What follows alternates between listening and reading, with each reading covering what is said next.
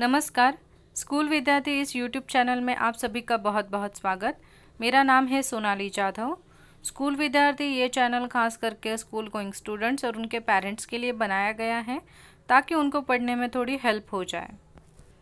आज हम देखने वाले हैं स्टैंडर्ड है 10th, सब्जेक्ट है मराठी व्याकरण, बोर्ड है महाराष्ट्र, ईयर है 2020।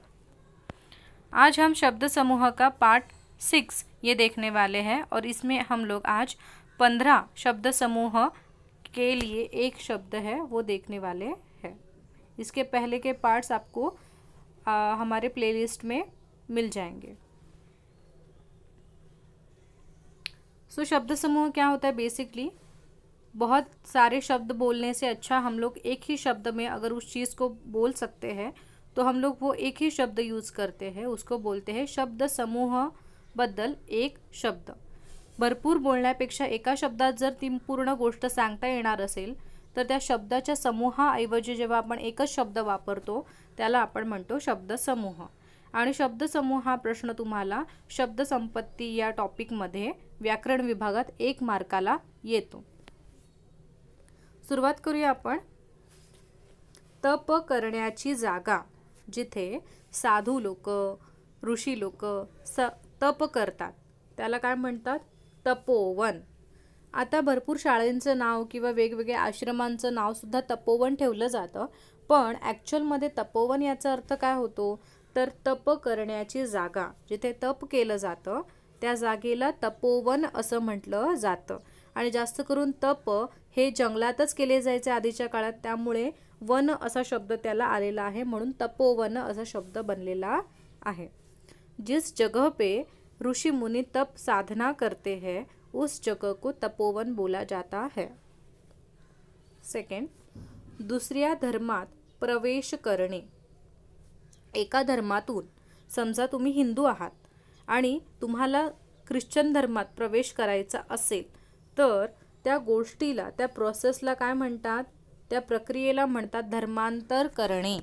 एका धर्मातून जेव्हा आपण दुसऱ्या धर्मात जातो, प्रवेश करतो, त्याला धर्मांतर करणे असं म्हणतात। आता ही गोष्ट आहे की मुलींचं आपोआप होऊन जातं, जेव्हा ते दुसऱ्या धर्माच्या मुलाबरोबर लग्न करतात तेव्हा त्यांचं धर्मांतर होतं। पण असं इंडिव्हिज्युअल सुद्धा जर आपल्याला धर्म बदलायचा असेल तर आपल्याला ते फ्रीडम आहे, आपण बदलू शकतो। धर्मांतर देखिए हिंदी बच्चों के लिए बताती हूँ। एक धर्म से अगर आप दूसरे धर्म में जाते हो हमेशा के लिए तो उस प्रोसेस को, उस प्रक्रिया को बोलते हैं धर्मांतर करना, मतलब एक धर्म से दूसरे धर्म में जाना। आगे है तांब्याच्या पत्रावर लिहिलेले लेख। ठीक है, मतलब म्हणजे तांब असतं, तांब्याचा पत्रा वगैरे असतो, तर त्याच्यावर जे लेख लिहिले जायचे आधीच्या काळात त्यांना ताम्रपट असं म्हणतात।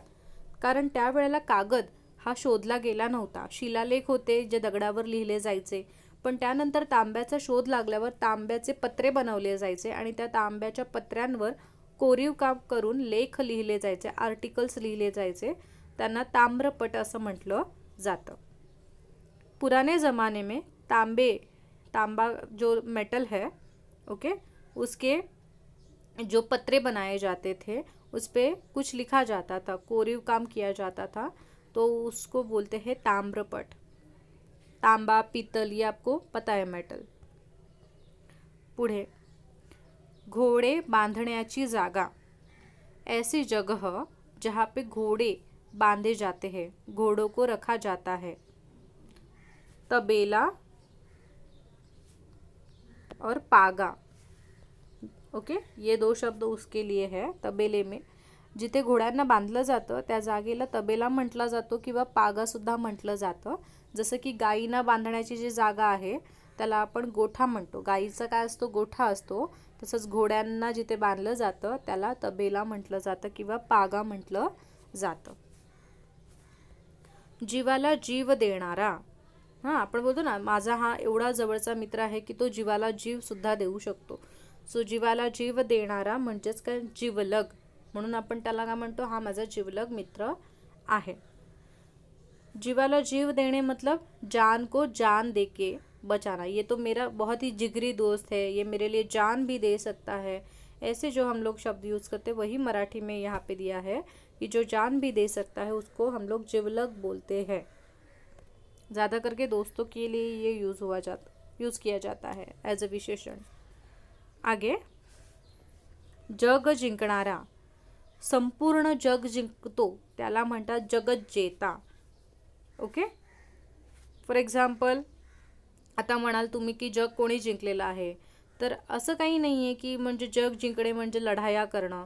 आपण बोलतो ना त्याने माझं मन जिंकलं, त्याने तर पूर्ण जगच जिंकलं। जसं की दलाई लामा आहेत, ज्याने पूर्ण शांतीमध्ये नोबेल प्राईज त्यांना मिळालेला आहे। गौतम बुद्ध आहेत, असे जे थोर असे लोक आहेत त्यांचं पूर्ण जगावर कंट्रोल आहे, जगामध्ये त्यांची ओळख आहे, तर त्याला आपण जगज्जेता असं म्हणतो, जो जग जिंकतो।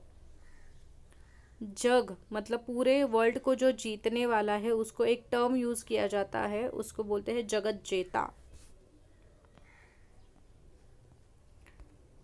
पुढे, दोनदा जन्मलेला मतलब म्हणजेच ज्याचा दोनदा जन्म झालेला आहे। आता तुम्ही म्हणाल दोनदा कसा जन्म होणार, एकदाच जन्म होतो आपला, तर हे जरा वेगळी कॉन्सेप्ट आहे। ब्राह्मणांच्या बाबतीत ही लागू होते की ब्राह्मणांचं कसं असतं की ब्राह्मण कुळात जर तुम्ही जन्म घेतला आहे तर तुमचा जेव्हा जन्म होतो तो तुमचा पहिला जन्म असतो आणि काही वयाच्या ठराविक वर्षानंतर त्यांच्यावर उपनयन संस्कार होतात, त्यांची मुंज केली जाते, बरोबर। आणि त्या मुंज ह्या प्रक्रियेमध्ये त्यांचा ब्राह्मण म्हणून ॲक्च्युअलमध्ये जन्म होतो आणि मग ब्राह्मणांची विद्या त्यांना ग्रहण करायची असते आणि ब्राह्मणांचा अभ्यास त्यांना करायचा असतो आणि हा त्यांचा दुसरा जन्म असतो, म्हणून त्यांना द्विज असं सुद्धा म्हटलं जातं। कळलं? म्हणजे ज्याचा दोनदा जन्म होतो त्याला आपल्याकडे एक शब्द आहे द्विज। यही हिंदी में बताती हूँ, द्विज, जिनका 2 बार जन्म होता है। जैसे कि जो ब्राह्मण होता है उसके घर पे अगर कोई पुत्र जन्म लेता है तो उसका वो पहला जन्म होता है और उसके बाद में कुछ वर्षों के बाद वो जब 5 या 6 साल का हो जाता है उसका पुत्र, तो उसका उपनयन संस्कार ये एक विधि होता है और इस विधि के अनुसार अब वो एक्चुअल में ब्राह्मण हो चुका है और वो ब्राह्मण अध्ययन के लिए, ब्राह्मण की जो भी स्टडी होती है वो करने के लिए वो रेडी हो जाता है, तो अब उसका दूसरा जन्म माना जाता है। तो इसके लिए ब्राह्मण को द्विज ऐसे बोला जाता है। Okay, clear? पुढचं आहे 8वं, नाटकात भूमिका करणारा पुरुष। जर नाटकात एखादा माणूस काम करत असेल त्याला आपण नट म्हणतो आणि जर महिला असेल तर नटी म्हणतो। नाटक में काम करने वाला जो पुरुष होता है उसको नट बोला जाता है और अगर फीमेल होती है, लड़की होती है, तो उसको नटी ऐसे बोला जाता है, नटी। पुढे जाऊया, जिल्ह्याचा कारभार पाहणारी संस्था। जिल्हा यानी की क्या, डिस्ट्रिक्ट। ओके, तुमच्या जिल्ह्याचा जो कोणी कारभार पाहतो ती जी संस्था असते त्या संस्थेला जिल्हा परिषद म्हणतात। तुम्ही ऐकलं असेल की आता समजा तुम्ही कोल्हापूरमध्ये राहताय तर कोल्हापूर जिल्ह्याची जी आहे ती कोल्हापूर जिल्हा परिषद आहे। जर तुम्ही मुंबईत राहताय तर मुंबई हा काही जिल्हा येत नाही आहे, ठाणे जिल्हा येतो। त्यामुळे जे जिल्हा आहेत आणि जिल्हा सांभाळणाऱ्या ज्या संस्था आहेत, ज्या असोसिएशन्स आहेत, त्यांना जिल्हा परिषद असं म्हटलं जातं। ओके, जो जिल्हा देखते हैं, डिस्ट्रिक्ट देखते हैं, उस संस्था को जिल्हा परिषद बोला जाता है। ये गवर्नमेंट टर्म है। नगराचा कारभार पाहणारी संस्था। जिल्हा से छोटा क्या होता है, नगर होता है, ठीक है, सिटी होता है। डिस्ट्रिक्ट बहुत बड़ा होता है, सिटी उसमें छोटा पार्ट होता है। तो नगर का जो भी कारभार जो पाना, एडमिनिस्ट्रेशन देखना है, तो वो देखने वाली जो संस्था होती है उसको नगर परिषद बोलते हैं। जैसे कि मुंबई नगर परिषद, क्योंकि मुंबई एक नगर आता है, ठीक है, मुंबई नगर परिषद। नेक्स्ट है किल्ल्याच्या भोवती असणारी भिंत।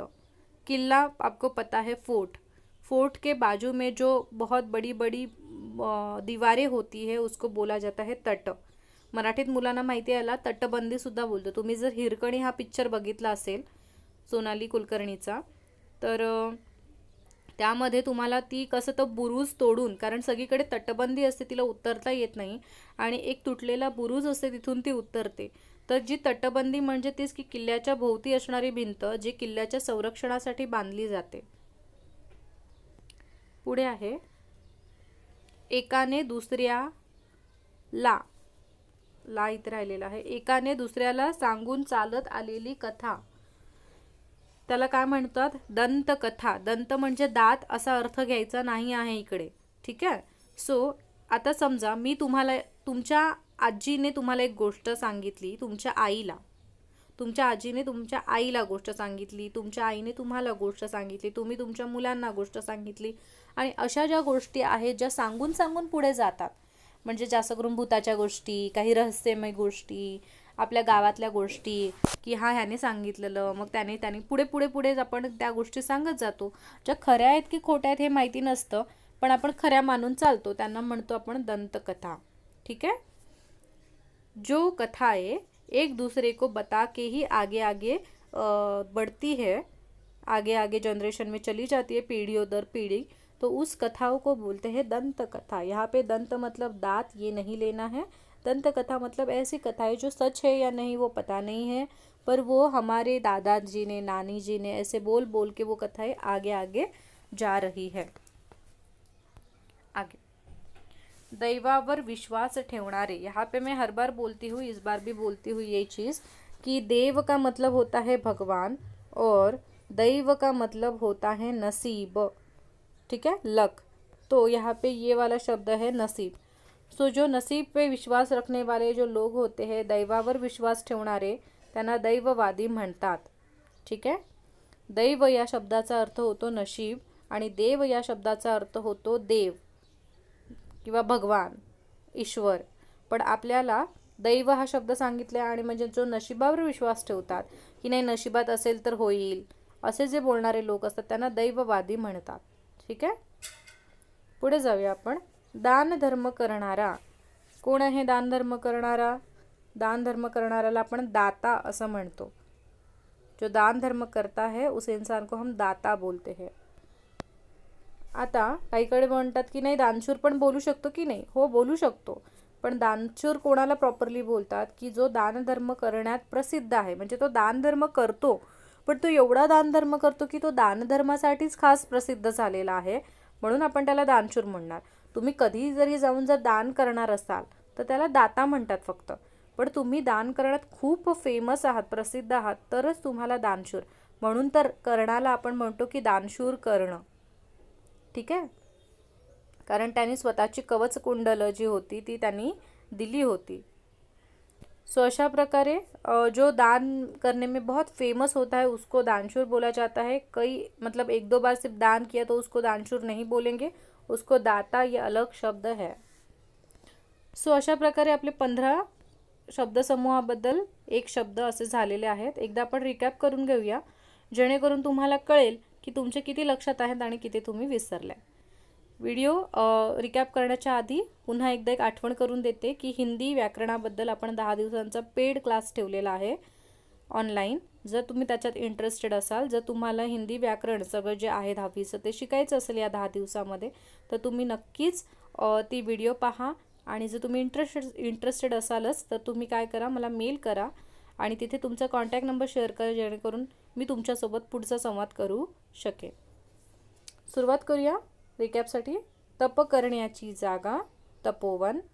दुसऱ्या धर्मात प्रवेश करणे धर्मांतर. तांब्याच्या पत्रावर लिहिलेले लेख ताम्रपट. घोडे बांधण्याची जागा तबेला किंवा पागा. जीवाला जीव देणारा जीवलग. जग जिंकणारा जगज्जेता. दोनदा जन्मलेला द्विज. नाटकात भूमिका करणारा पुरुष नट. जिल्ह्याचा कारभार पाहणारी संस्था जिल्हा परिषद. नगराचा कारभार पाहणारी संस्था नगर परिषद. किल्ल्याच्या भोवती असणारी भिंत तट. एकाने दुसऱ्याला सांगून चालत आलेली कथा दंतकथा. दैवावर विश्वास ठेवणारे दैववादी. दानधर्म करणारा दाता आणि दानधर्म करण्यात प्रसिद्ध असणारा दानशूर. सो अशा प्रकारे आपले इथे 15 शब्द समूहाबद्दल एक शब्द पाहिलेले आहेत. आई होप आपको ये वीडियो अच्छी लगी होगी आपके स्टडी के हिसाब से. तो अगर अच्छी लगी है तो वीडियो को लाइक कीजिए. चैनल को जिन्होंने अभी तक सब्सक्राइब नहीं किया है तो चैनल को सब्सक्राइब कीजिए, क्योंकि वो फ्री ऑफ कॉस्ट है. वहाँ पे आपको सिर्फ सब्सक्राइब का जो बटन है वो क्लिक करना है। और ज़्यादा से ज़्यादा वीडियो शेयर कीजिए ताकि सबको फ़ायदा हो सके। और याद से आपको बेल आइकन को क्लिक करना है ताकि जैसे जैसे मैं नई वीडियो अपलोड करती हूँ उसका नोटिफिकेशन आपको आ जाता है। आपको वीडियो का वेट नहीं करना पड़ता या फिर हर बार चेकिंग नहीं करना पड़ता चैनल को, क्योंकि आपको नोटिफिकेशन आता है। So thank you so much for loving me and supporting me. कोई आपके डाउट्स होंगे तो आप ज़रूर कमेंट सेक्शन में जाइए और कमेंट कीजिए। तब तक के लिए धन्यवाद। मिलते हैं नए वीडियो के साथ। Thank you so much.